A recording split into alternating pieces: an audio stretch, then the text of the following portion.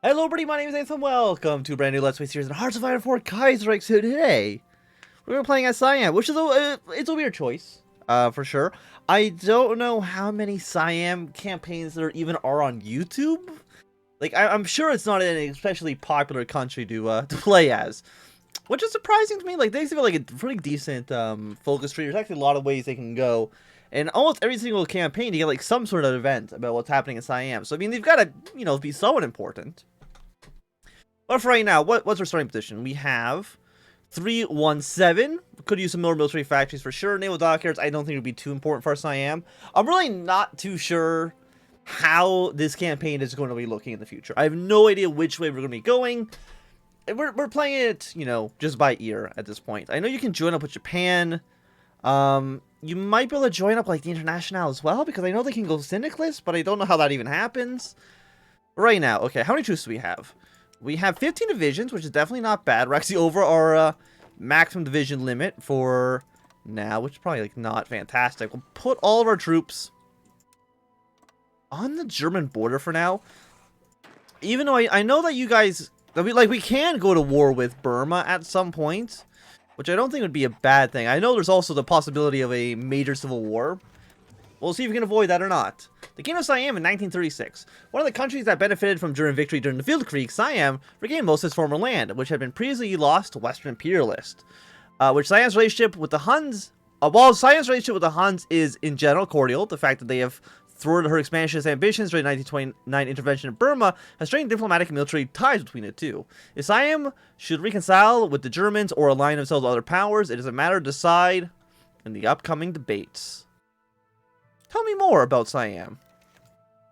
Ever since the coronation of King Rama VII in 1925, if not all of the policies set forth within Siam have been dictated by the SEFA, the Afri-Atomentary SEFA, Supreme Council of States. This is a council made up of the king's oldest siblings, who have continuously worked to consolidate their power while keeping the power of the king over the nation weak. Despite promising the Siamese intellectuals that a codified constitution would be issued, any reform has been tough to pass, as it would be against the interests of the nobility. Surrounded by enemies such as the Quam dynasty in the west, Union's bandits in the north, and German imperialists in the east, Siam's in a dire situation. It will either perish, forever confined to the page of a history book, or shall reform itself and emerge a modern state, be it by negotiation or through the use of force. While seemingly economically and industrially prosperous to outside eyes, Siam is actually very reliant on investments made by Germany, and much shares the economic ties it shares with the nation. Industry is very fragile, and a small section of the economy, which is mainly built around rice, sugar, and timber exports. Nationalism among ethnic minorities has been rising, which raises the specter of separatist movements in the near future. On top of all this, the bloated bureaucratic system, which has been presented since the reign of Rama VI, has siphoned off much of the needed taxes, and thus allowed for bandits to continually run wild in the fringes of Siam. I'd rather pick the Philippines. Well, maybe one day, but not today. So we got some national focus here. We got the Army, Navy, and Air Corps. All the political texts are kind of locked off for now. This is going to happen on Black Monday. And aspects after September 1st. Okay. Well, let's start off with the Army for now. We've done in 21 days. I think we're just going to go for some military factories. Just here seems fine, right next to the capital. I mean, it's something we do need to worry about. It is a civil war.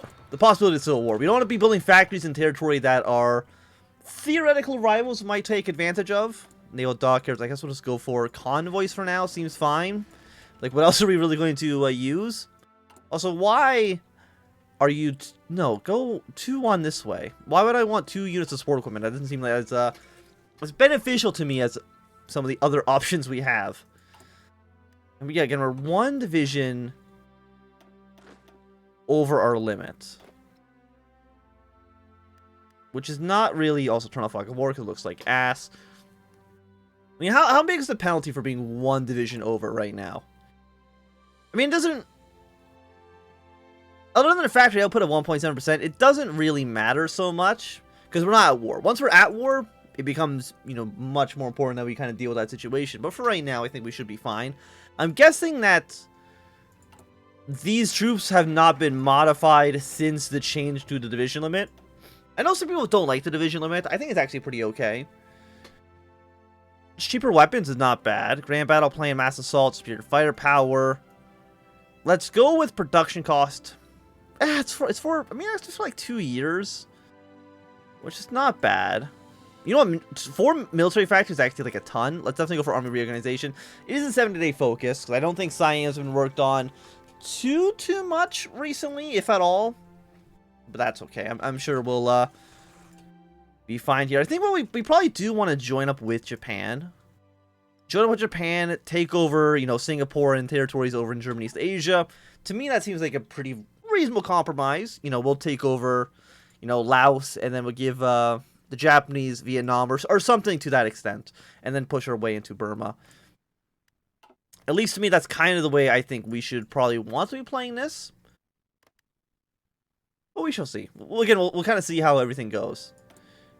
We are missing 1 aluminum, but I feel like we definitely don't want to be importing any of that right now.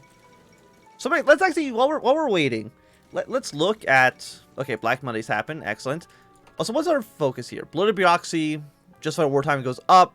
15% contributed to good factories is horrible. Yeah, it's all pretty bad.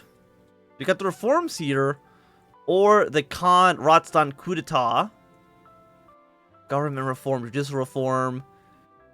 We just need army reorganization, start getting our military up and running, which is probably where we want to be. So again, do we want the Civil War to happen? I don't really know, actually. Like, that's the interesting thing. The Iron Marshal, more recruit population with you, Buddhist traditions, become a monarchy, or we become a republic, and then you are... I mean, you have a lot of options here. Fully independent, which we should be. I mean, it looks like you had like the most options for you is if we reforms were successful, no civil service in the kingdom, post-Civil War reconstruction. We're not a dictatorship is also required from that.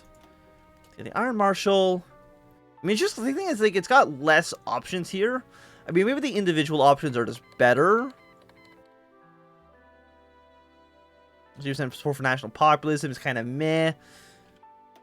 And anything that's basically just a boost to party power is kind of meh. Like, I usually don't care about that too much. I know it does give you, like, political power gain and maybe stability as well.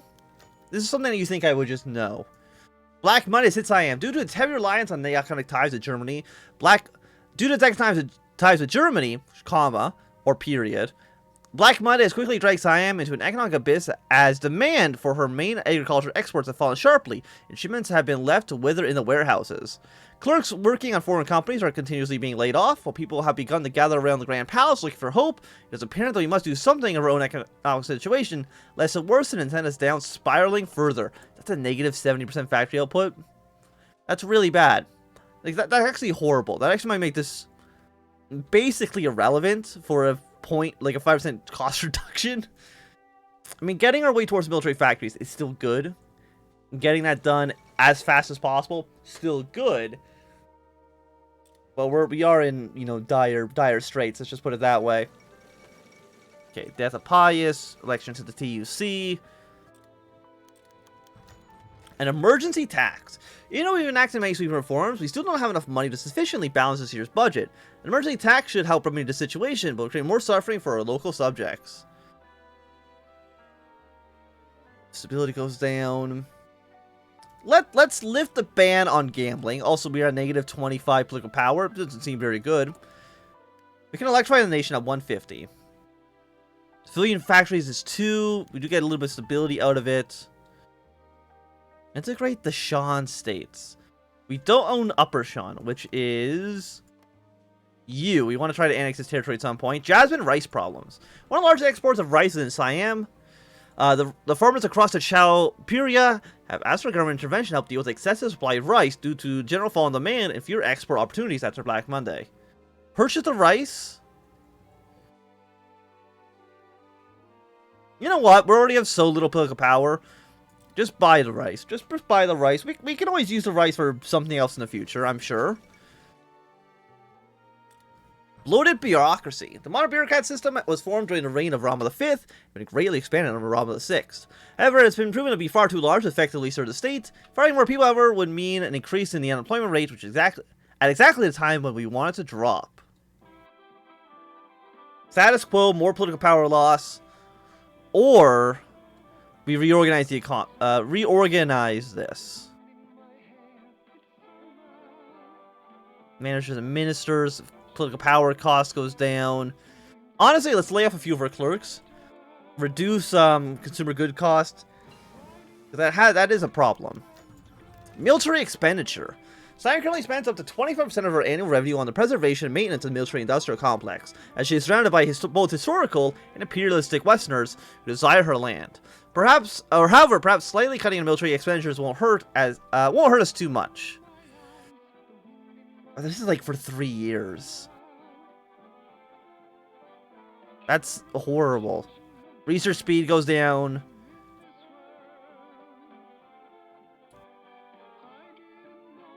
We can cut everything, but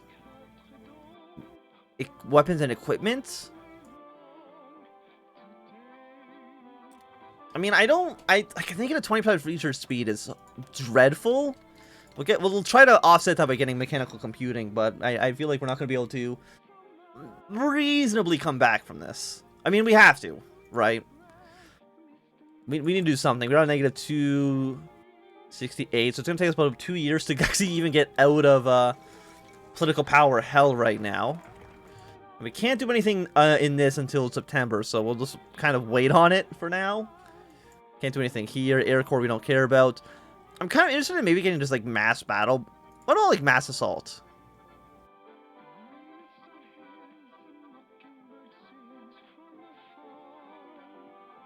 Yeah, like why not? Let's do mass assault. I don't usually do mass assault that often. Siam, I feel like we have a decent population. 17.25 million. Not bad. We're already on, I think, limited. We have a little bit of a penalty because of probably one of our ministers. But overall, not horrible. The Bao Dai solution. I'm wondering when the war in Vietnam happens. I mean, if it happens. I guess it doesn't have to happen. Whether or not we want to probably support Indochina, I'm leaning towards yes. We want to support the revolution and then immediately kill them afterwards. Because it should be easier than having to kill all of Germany's Asia. Because we can't kill Germany's Asia until the war, or until we're part of either a faction of Japan or some other power. Japan probably being, you know, the most likely to occur. So I have no reason not to align myself with Japan. I know Japan could theoretically make us into a puppet state, depending on how much investments they give into the country. But on the other hand, allying ourselves with Japan, attacking into China, expanding our ways into kind of all this area, could be nice. Could be our Siamese dream. Push our way into Burma, maybe take over parts of the commune. Our options are limited. Limitless, not limited. Kind of the opposite of that. We have a lot of things we can do. And we do have some aircraft as well. We have, you know, 65 planes is actually not horrible for the current state of the game and where we actually are right now as a country. Okay, basic machine tools is finished. Let's concentrate industry. I think is usually just a little bit better for us.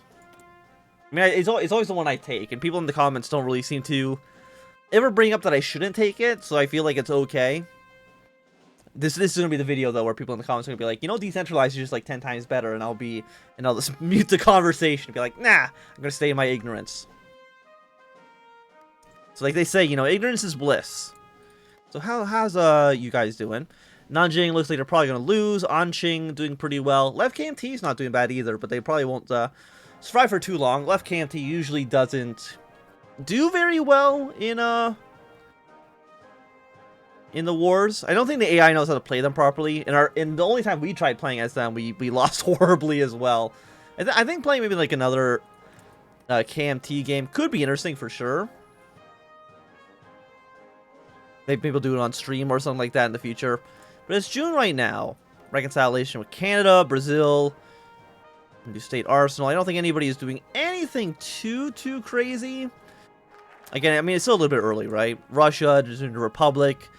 Sanakov's not going to be rising to power, and you're definitely... I don't think you're leaning towards maybe going syndicalist. Bonus towards infantry equipment. We lose stability, but we can start having women join the military. Honestly, that seems like a completely a-okay thing for us to do. Our stability already basically doesn't exist, so I'm not going to worry about it. Okay, we've done 65 days. Again, like I said, definitely an older tree. The fact that there's so many 70-day focuses is not great. And you're always false. I don't know, like, when... Ongoing economic crisis. Oh. Coup d'etat in Siam. Okay. Apparently there's been a coup. The Kana Restom's provisional cabinet. Following a bloodless revolution, we must rebuild the nation from the ground up. Luang Pradian, head of the civilian faction of the provisional government and prominent leftist, is now working on the creation of a formal constitution, while others beginning to educate the masses about the merits of working in parliamentary democracy.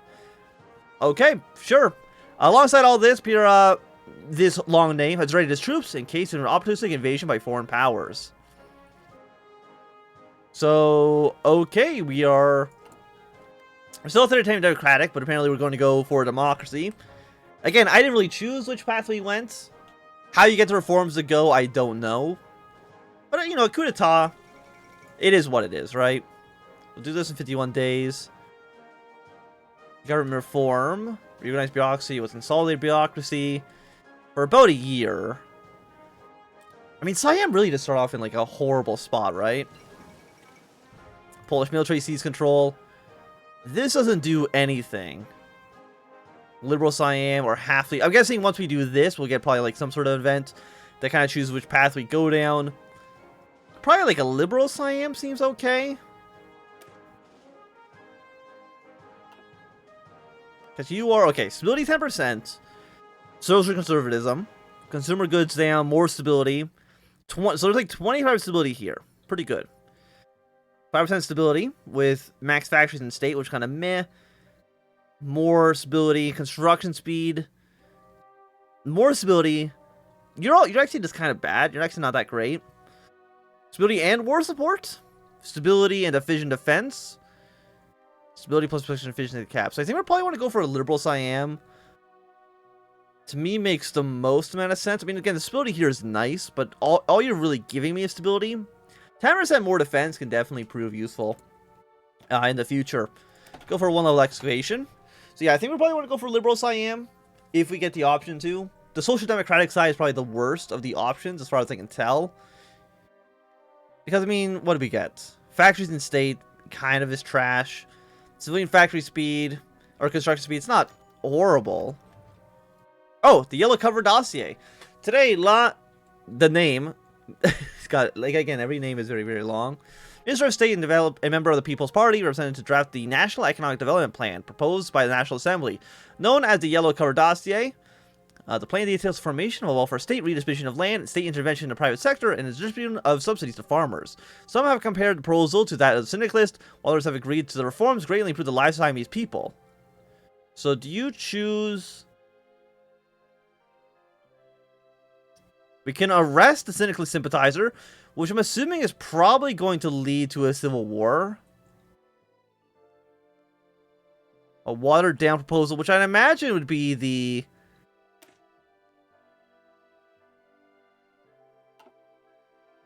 We agree with the proposal, which makes you just immediately in charge. I don't think that's really what we want. I mean, the Civil War could be interesting. I'm guessing the Civil War is how we do the syndicalist path. Do you want to go syndicalist? I mean, it's different. Recovery rate plus 15%, war support, more stability, core attack, a lot, like actually like a ton of defense.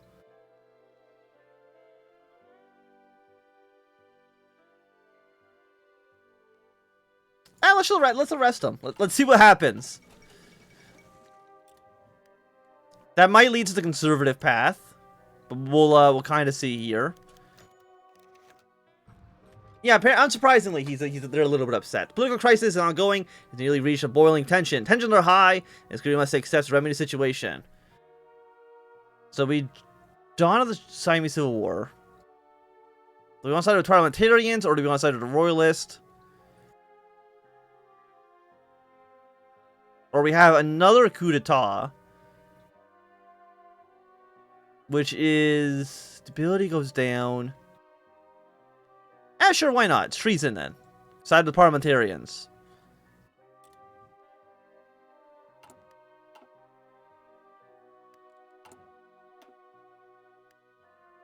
Open rebellion is taking place. We're at peace. In the dawn of the Siamese Civil War. Despite the chief of the armed forces declaring his allegiance to the new cabinet, a small mutiny in Lupri and Nakin Rashishima by the army is quickly growing under control. Let's join the... For the country or for the king? Why not? Let's do this. Let's get a civil war going. We got Royalist Siam against Parliamentarian Siam. You guys will be... Okay, we need to kind of get our forces together. Where are you guys? Combine into one army.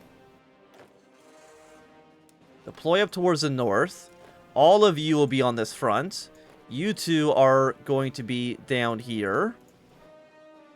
I guess we actually need to probably deploy some more units down here as well. We can't have you be above 24. So send troops down towards the south.